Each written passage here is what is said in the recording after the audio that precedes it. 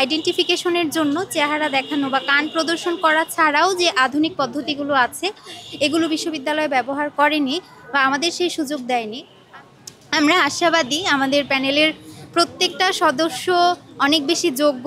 বুলিংয়ের যে বিষয়গুলো বলি এগুলো তো একজন মেয়ের কাছ থেকে আরেকজন মেয়ে তুলনামূলক কম শিকার হয়।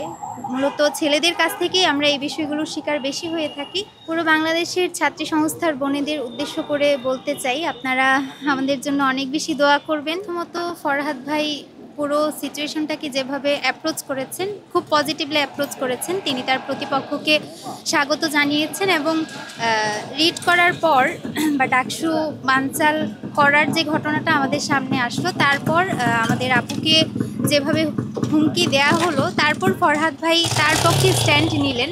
তো সামগ্রিকভাবে আমাদের কাছে মনে হয়েছে ভাইয়ের যে ফিডব্যাক তার পক্ষ থেকে, এর মাধ্যমে তার ইতিবাচক একটা প্রচারণা ক্যাম্পাসে হয়েছে।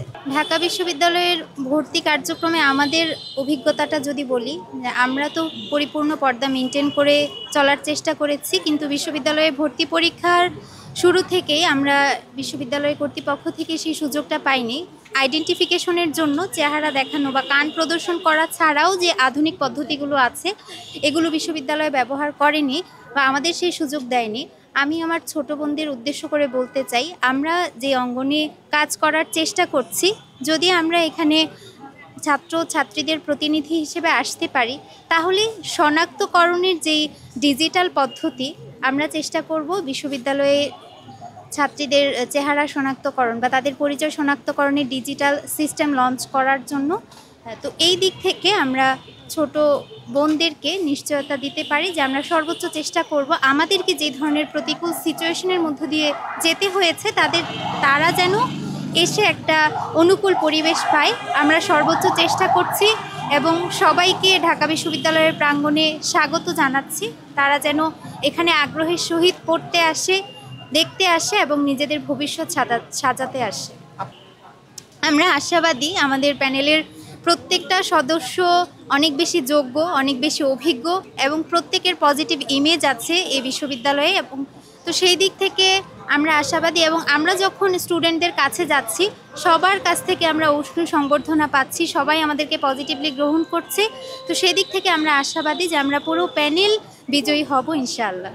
আমরা যখন ডাকসু ইলেকশন কেন্দ্রিক আমাদের বোনদের কাছে যাচ্ছি, তখন ছাত্রীদের প্রতিনিধি হিসেবে যাচ্ছি, সকল মেয়েরাই আমাদেরকে ভালোভাবে গ্রহণ করছে। আসলে বুলিংয়ের যে বিষয়গুলো বলি এগুলো তো একজন মেয়ের কাছ থেকে আরেকজন মেয়ে তুলনামূলক কম শিকার হয়। মূলত ছেলেদের কাছ থেকেই আমরা এই বিষয়গুলোর শিকার বেশি হয়ে থাকি। তো আমাদের সরাসরি ইন্টারাকশন যখন হয় তখন সবার সাথেই আমরা সুসম্পর্ক বজায় রাখার চেষ্টা করি এবং তাদের দিক থেকে আমরা পজিটিভ ফিডব্যাক পাই। পুরো বাংলাদেশের ছাত্রী সংস্থার বোনেদের উদ্দেশ্য করে বলতে চাই, আপনারা আমাদের জন্য অনেক বেশি দোয়া করবেন।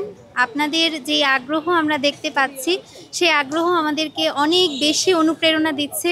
সারা বাংলাদেশ থেকে বোনেরা আমাদেরকে ইনবক্সে মেসেজ করছে যে আপু অনেক শুভকামনা, অনেক দোয়া আপনাদের জন্য।